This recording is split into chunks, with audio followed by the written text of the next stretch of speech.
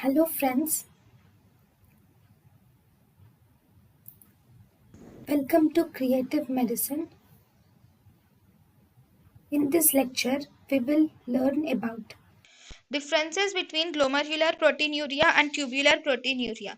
In glomerular proteinuria, the total protein excretion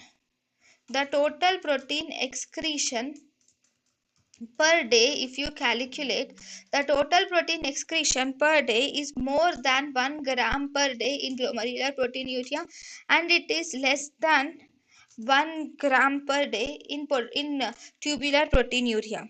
Then the proteinuria in glomerular proteinuria, sometimes it can be more than 3.5 gram per day also. That is nephrotic range proteinuria can also be seen in glomerular proteinuria. The protein type that is lost in proteinuria is predominantly albumin is lost in the proteinuria, whereas in tubular proteinuria, low molecular weight proteinuria is the hallmark of tubular proteinuria.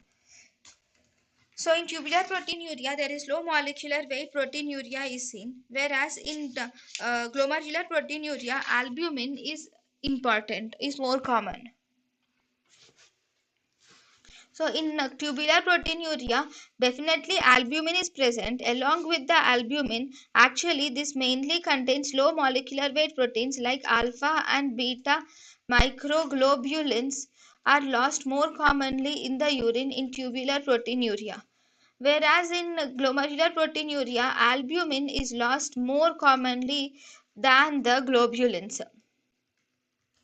So albumins are lost more commonly than the globulins in glomerular proteinuria, whereas alpha and beta microglobulins are involved in the tubular proteinuria. Then we have Tom Hirschfeld proteins. Tom Hirschfeld proteins are not seen in the glomerular proteinuria because there is no in Tom Hirschfeld protein there is no epithelial injury. In the glomerular proteinuria, no epithelial injury occurs here.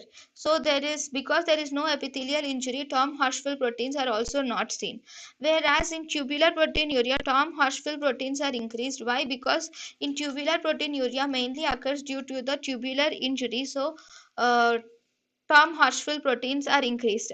Second, if you see the ratio of albumin is to globulin ratio, this albumin is to globulin ratio is almost equal to 1000 is to 1 in glomerular type of proteinuria, whereas it is usually 10 is to 1 in tubular type of proteinuria.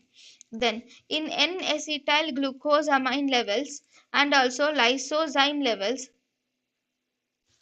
N-acetyl glucosamine and lysozyme levels are normal.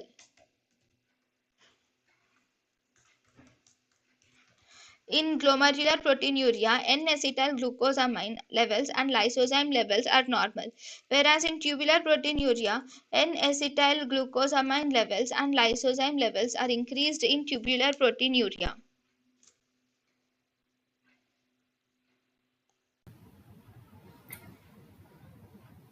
thank you and thank you for watching.